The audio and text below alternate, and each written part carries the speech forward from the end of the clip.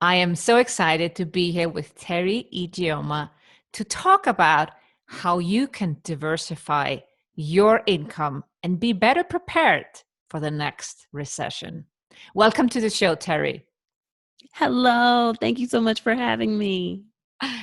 Well, I am excited to talk to another female entrepreneur that is making multiple seven figures in her business, but instead of you're doing it just with one business like myself, you have multiple businesses. And I'm very curious how that all happened.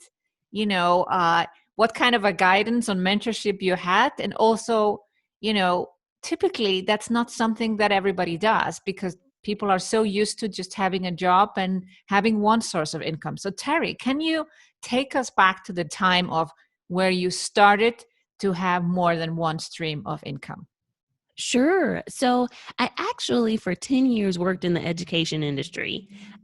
Coming out of college, I was a consultant, and one of our clients was Teach for America. Mhm. And so I started working for Teach for America, and I was helping train teachers on how to become better teachers. And I worked behind the scenes in the operations. I hired the people who would be the trainers. So I actually ended up going for 10 years down this education route. And my last job was even as an assistant principal of an elementary school. But as you know, sometimes in education, we don't make the best salaries. So I'd always have these side hustles of things that I really enjoyed. So for a little while, I did real estate on the side and I would help teachers relocate. And Mhm. so I did that for a little while. And then I also really enjoyed investing in the stock market. So I started investing in the stock market as well while I was still in education just to supplement my income. And when I eventually decided, like, you know what, I am not having fun in this principal job, like, this is not for me, I needed an exit strategy. So I decided to pick up that side hustle and make it my full time thing. That's when I started investing full time. But it's really spurred out of I needed something to supplement my income. And I just started doing things that I liked, and they became a bigger job and a bigger income. So that's how I Mm. diversified. Yeah. But for some people listening, like, oh, yeah, you just did a side hustle real estate. Like, if you are a teacher, you're not earning a lot of money. How could you get started in real estate? Sure. I'm based in Texas, and in Texas there's two different ways in real estate that you can make money as a real estate agent. So you could decide that you want to help people buy houses, or you could help them find apartments. And for many of the new teachers coming into Texas, they were coming from out of state and they didn't know. I was in Dallas and Houston. They didn't know anything about the city. So I just told him, hey, you know what? I know about the city. Do you want me to drive you around? And I'll drive you to some apartments that I think are really cool. And they would actually, like, I'd take them to maybe 3 or 4 apartments and they would pick one. And then I would get commission for when they picked an apartment because I was a real estate agent. So it was really just solving a need. I knew that relocating and finding a house is one of the most stressful times Mhm. of any any life when you're trying to figure out, well, where am I going to live? I don't know the neighborhood. Like, there's so many things running through your head. So if someone comes along and is just of service, then it takes so much pressure off of them. And so that's what I was seeking to do. Like, how can I help them have a better transition to the state? And for me, that was how do I serve like that in real estate. So you didn't actually invest in real estate, but you were getting commissions from finding these apartments, and they were buying them or renting them. Renting them. Mhm. Ah, They were renting them, smart. and then, the way it's set up here in Texas, if you're a real estate agent, you get a percentage of their first month's rent. Hmm. So I was renting them. Mhm. Yeah. So how did you then get started in the stock market? You know, that for some people sounds like complete, you know, like a fussy way. They don't have clarity how to get started. Yeah. So you know what's crazy? I did some self int like introspection. Yeah. And I realized that actually the link for all of these things is investing. So even in real estate, I was helping people to, like, invest in a better place to live. And then in stocks, I just really love companies. I love the idea of, oh, this company is going to buy this company, or this company has a new product coming out. Like, it just is really fun for me. So Hmm. it's more like a hobby. And I realized, well, actually, you can make good money off of this too, because if you know how to read charts or invest in the different companies, you can actually make an income from them. So I had interned back in college at Morgan Stanley on Wall Street. That was actually my first introduction to investing in stocks. So I knew of it from college. And then when I was teaching it, or in the education world, I was an assistant principal. It just came back up as something that was like, have you revisited this? You really enjoyed that. And so I had started digging deeper into it, and took some classes on how to become a better investor. And with how much money did you start the first time? I started with $16,000, and I got it from my 401k. So, in every job that I had, they had a matching program where if you put money into your retirement, then the company would match it. But after you leave, you can actually transfer that money into a self directed IRA so that you can self direct the money. And so that's the money that I first used when I was first practicing. I would practice with my retirement funds, and then I practiced on those until I was like pretty confident. And then I said, okay, I can do this with real money now. Mm. So you're Mhm. not actually putting money in, you're using a fund that's already locked away. I was. Now I'm using my own money. But yes, in the beginning, I was using my retirement. Yeah, but there are actually programs, both my husband and my dad have been using them where you can play. You can play for a while until you're, with fake money, but Yes. real stocks, and then you can just test out until you get the confidence to actually use real money. You totally can. So in my trade and travel course, that's what I tell my students. Like, we actually have them, they open an account. I think they open the account is like $500, but it's your money because it's like a bank account. But then they practice in a simulator. So we use a broker called Trade Station, and Mhm. they have a simulator that's just like a regular account. And then they're able to practice in the simulator with fake money until they're good. So you're so right. That's actually what I encourage people to do as they're learning. Yeah. And so you started with 16,000, which was locked away. Then you started to put money in. How long did it take you to get to a substantial amount, like seven figures? Well, seven figures comes a little ways down. I've been trading now for 10 years, so it's been a while. I would say in the very beginning, I lost more than I made because you're just starting out, and I didn't have a good structure.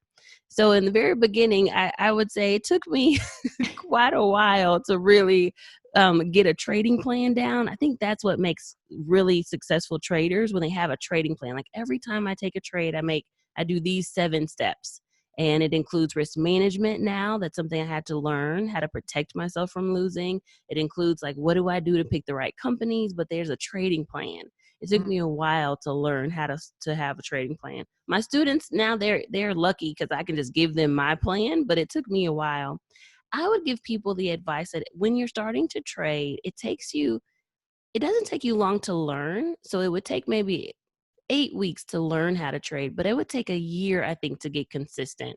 So when I was an assistant principal and I decided, I need $300 a day to replace my income, I needed to practice trading for about a year before I start consistently seeing that $300 a day. Mm. And would you take the money out or would you just basically reinvest again and again? Now I do. So when I decided I needed to replace my income, I needed to pay bills. So when I would make that 300, I would take it out of the trading account, put it into my real account, and then that's what I would use to pay bills. And then I don't think I told you, but I started traveling all over the world. So I went to like Thailand, I went to Vietnam, I went to Korea, South Korea. So of course I needed money to like pay for the plane ticket and pay for the hotel. So I would take it out of the stock market, put it in my real bank account so I could pay for traveling.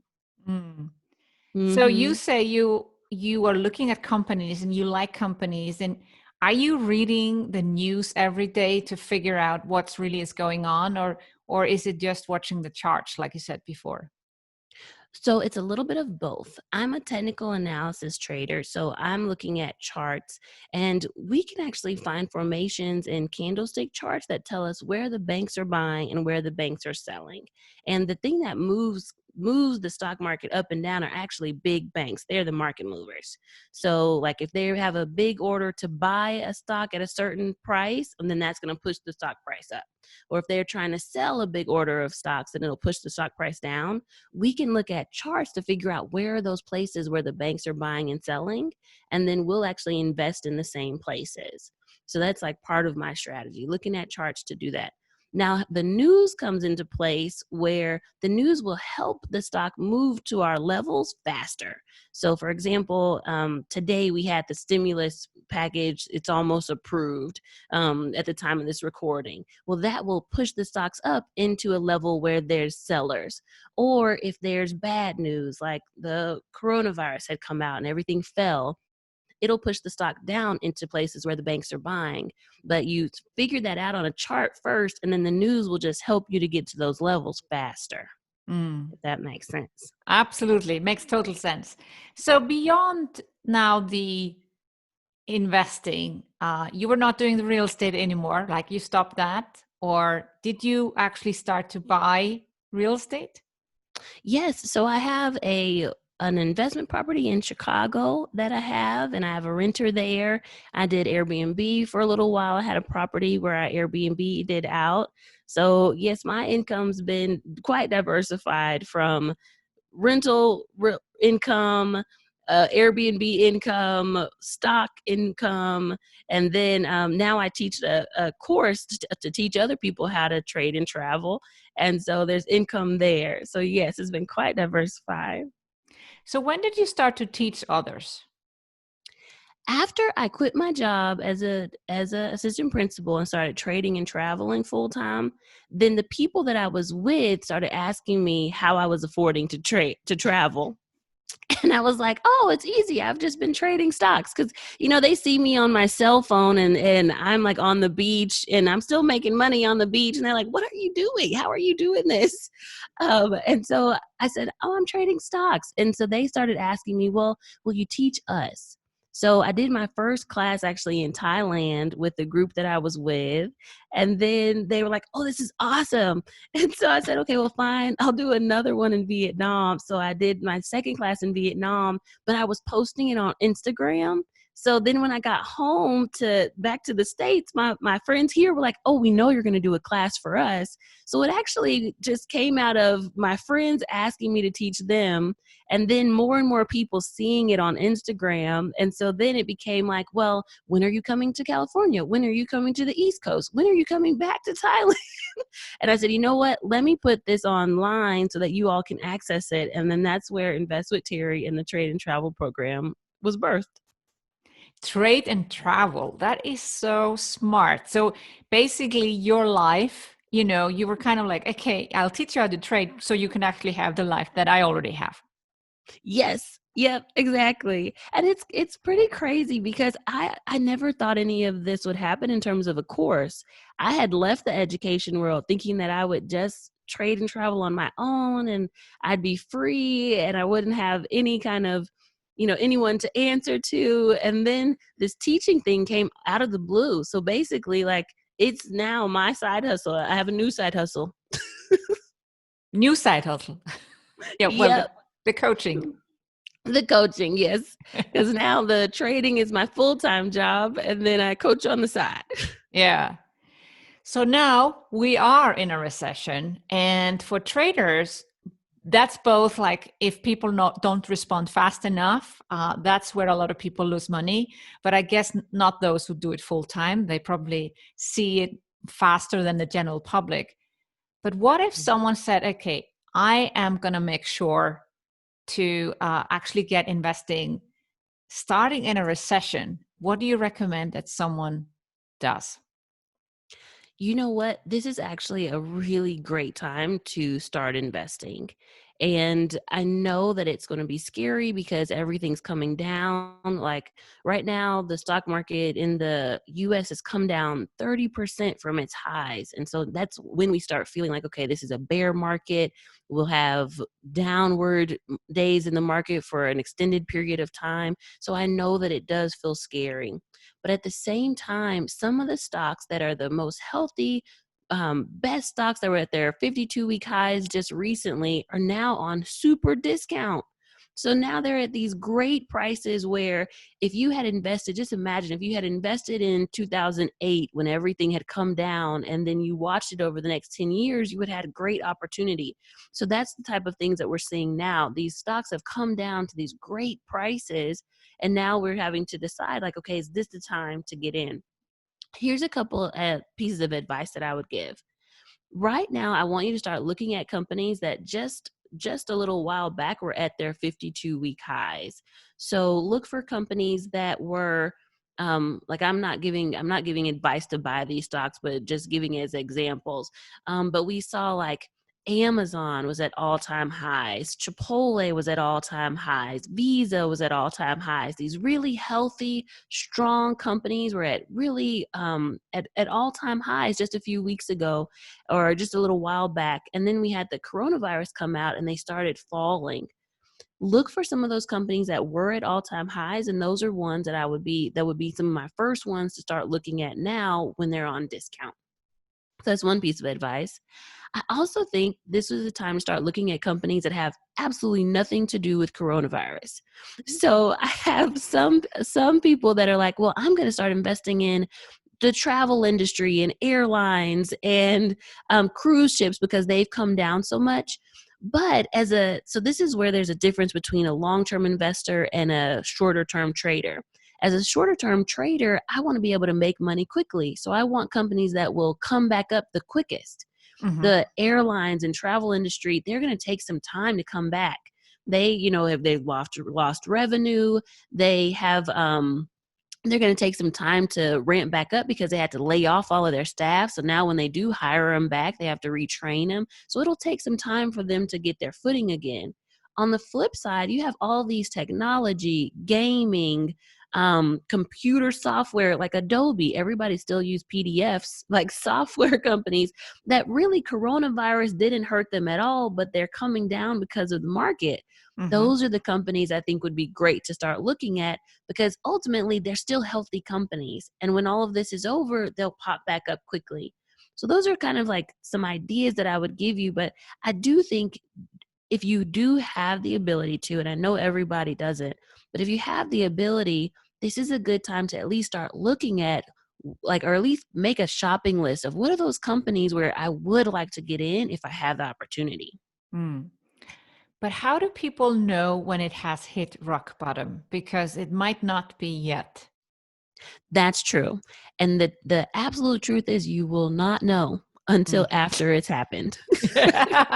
and and I think sometimes we call it catching a falling knife. I think sometimes the stocks are coming down and people are like, oh, it's low, and they try to buy and then it keeps going lower. And then they're like, oh, it's low. And then it's gonna keep like if you imagine throwing a knife up and then trying to catch it, like it's gonna hurt you. It'll hit your hand if you just try to catch a falling knife. So what I would suggest is instead let it fall. Let it fall and let it actually start coming back up before you get in. And yes, you may not get the absolute lowest priced, but at least you'll know that there's kind of a trend of it coming back up and you'll still be able to get in as it's going back up. So that would be my answer. Try not to guess when the bottom is. Like actually see it stop going down and see it start coming back up a little bit before you invest. And you'll still be able to be part of it. Yeah. Yeah, I think also if someone is not experienced, they should definitely not get into the game until they really know it's going up. Yes. And you're right. Like as a more experienced trader, like I can look at a chart and see there's great opportunity and I can see like, okay, this is a place where we will see some banks buying and we'll see the price turn. Like I actually had my first 6-figure day yesterday. Yeah, and Wow. the market was like not doing good at all. So But how does that work? Please explain that to my listeners. sure. So Depending on the timing of this video, recently the market had fallen like the worst it's ever fallen. Like it had come down 3,000 points. And then after that, it came down even further. And it came into some places where it was the lows from December 2018. And then we even had it come down to like some of the lows from 2016. So one of the stocks that I looked at was Boeing. Boeing was a $400 stock, and then it had come down all the way to $90. That's 75% off. Wow. But at the same time, when we think about, is it a healthy company? Yes, although it's had some bad news lately, like there's only two people that make airplanes. Like there's Airbus, and I might be saying the names wrong, but there's like Airbus and Boeing. So it still has great demand. It still has great cash flow. Right now is a bad time, but it had come down well below where it's worth. And then I also saw in the charts that back in, I believe it was like 2016 or maybe even before that, like 2013, this was a place where the banks had been buying at this price. So it came into a level where the banks were buying on the chart. It's down 75% from its highs. And at the same time, one other big thing was the stimulus package is coming out. And so there might be some support from the government on that stock. So all these things were working together. So I decided to invest in it. And then the next day it popped up. We had one of the best days since I think the 1980s, and had my first 6-figure day. Wow. So you actually then get out again because it might fall again, right? I do. Yes, I do. And yes, I missed some. Like it kept going up the next day. It went up like another $35, but that's okay because for me, I'm an income trader. I know that with $100,000, like I could live really well for two years. Teacher salary, we don't have to have a lot, so that's like 2 years of salary, Yeah. So yes, I would take that money out.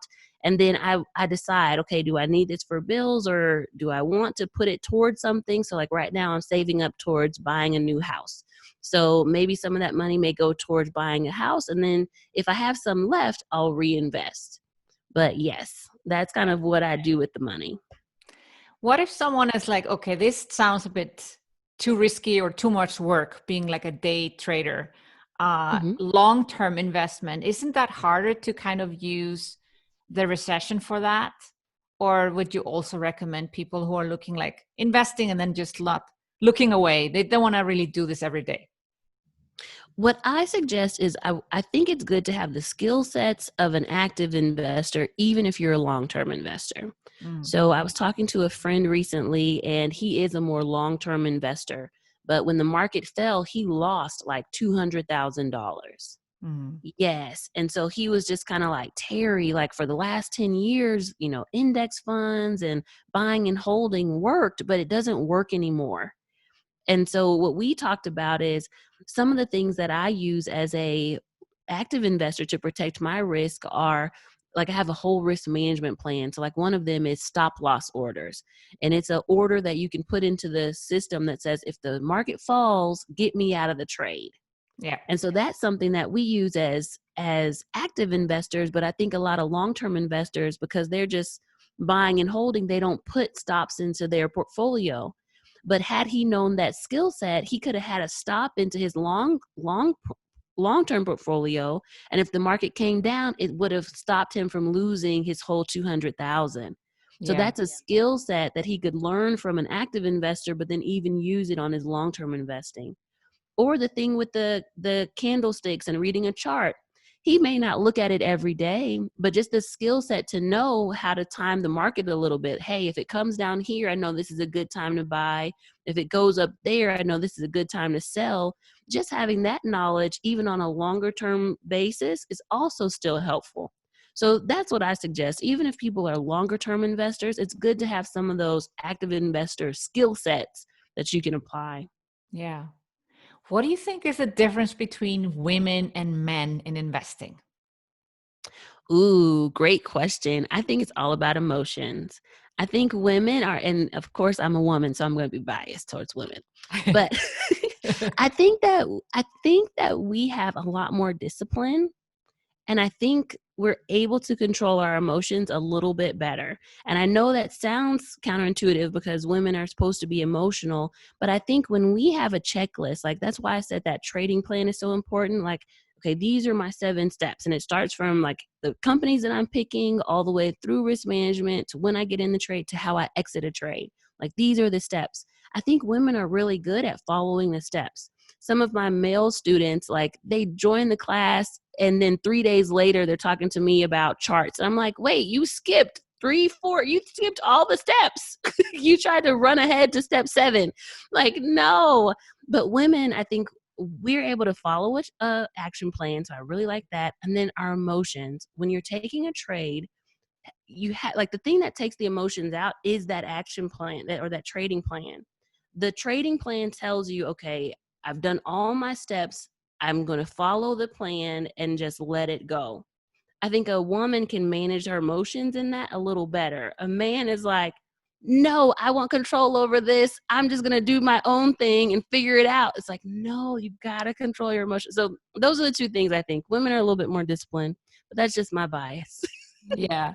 Well, I've read, I was looking up a lot of statistics because, I'm planning a big conference and I'm looking a lot at 7-figure entrepreneurs, women that make $1 million and more. And only less than 2% actually make more than $1 million, which is very sad. But also the fact that so few women invest, but as it turns out, they're actually pretty good at it once they get into it. So what do you think is the reason women are shying away from just even getting started? There are so many myths. So I think the ultimate thing is fear.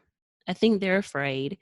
And I think the reason why women tend to be afraid is because there's a lot of myths out there. So one myth is that, oh, investing is a gamble. And that's actually not true, especially when you're able to like read charts the way that I teach people. Like we look at our reward to risk ratio even before we take a trade. So it's not just like going to the casino and rolling a machine. Like, no, we know the numbers behind each trade. We know the probability of each trade. So it's a calculated risk, not so much a gamble. So that's one myth that's out there. Another myth is I don't have enough money. And so a lot of women will say, well, I don't have enough money to invest, or they're afraid that the money they do have, they'll lose. So they decide, well, I'm just not going to do it at all. But the truth is, you actually can invest with very little money. Like you can start small and then work your way up. I tell my students, even if you start with $500, as you become a better trader in that simulated account, then you can start putting more money into your real account. You don't have to start with a lot. Start small. Another myth out there is I don't have enough time. Women, we're busy. We have families. We have groups and organizations that we're a part of. So I think another thing is time. And their assumption is that you're staring at the computer all day and you have to be glued in. But the truth is, one, now trading is so easy because you can do it on your cell phone. So you can do it from anywhere. And then 2, like there's ways to automate your trades. With charts and the way that I teach, we can put our orders in and just let those things sit in the computer. And then if it comes down and hits our order, we're in. If it doesn't, that's cool too, because we know that it hasn't hit where the probability is the best. So one, you don't need a lot of time, especially if you learn how to read charts. And then I think the last part of it is people think that you can't time the market. Like they've heard Warren Buffett for a long time just say, buy and hold, or, don't, just only one way to invest is to leave it in there forever. But that actually is also not true, especially with the way that the markets become so accessible to us. Back in the day, it was really expensive to get in and out of a trade. So it could cost you $100 to get into a trade and $100 to get out. So it just didn't make sense to be a short-term investor. But now with commissions being $0 and it being so easy to get in and out of trades, like now is the time to invest. And it's okay to actually make income from your trades because as we see, the market doesn't go up in a straight line, it goes up and down. So there's great opportunity to get things when they're low and sell them when they're high and not have to keep it long term. So I think those are some of the myths and reasons why people don't get in. One other one might be taxes, and that of course will vary depending where you are. But there's also this myth that if you're a short-term investor, you have to pay a lot of taxes. But that also is not true. At least in the States, you just pay your regular income tax level. So it'd be the same as if you had a side hustle or you got a bonus. You just pay the regular income tax on that money. That's what it is with active investing too. You just pay your income tax on it. So I think those are some of the myths and reasons women don't invest, but I really hope they start investing because it's a great way to build wealth. Well, you have inspired myself and my listeners. So I do hope, just with this podcast interview, that we get a few more women starting to think about it and a few others actually doing it. So, what if someone, a woman, hopefully, is interested to get started? How would they find out more about you? Sure. I have a free webinar on how to make $1,000 a day. So I went from $300 a day to over $1,000 a day in the market. So I have a free webinar at itradeandtravel.com. So itradeandtravel.com. Go there. You'll see the webinar, see more about my course, and I'd love to have you in. Fabulous. We'll link that up in the show notes, of course, so that's going to be easy. You don't need to, if people are walking or driving around, they don't need to, type that into their phone. All in the show notes. Teri, it's been a pleasure talking to you. I've learned a lot. I hope my listeners have learned a lot too. And I do really hope that more women will start to invest, because I truly believe that the only way to achieve gender equality is women make some serious money and create assets. Yes. Thank you so much for having me. It's been wonderful.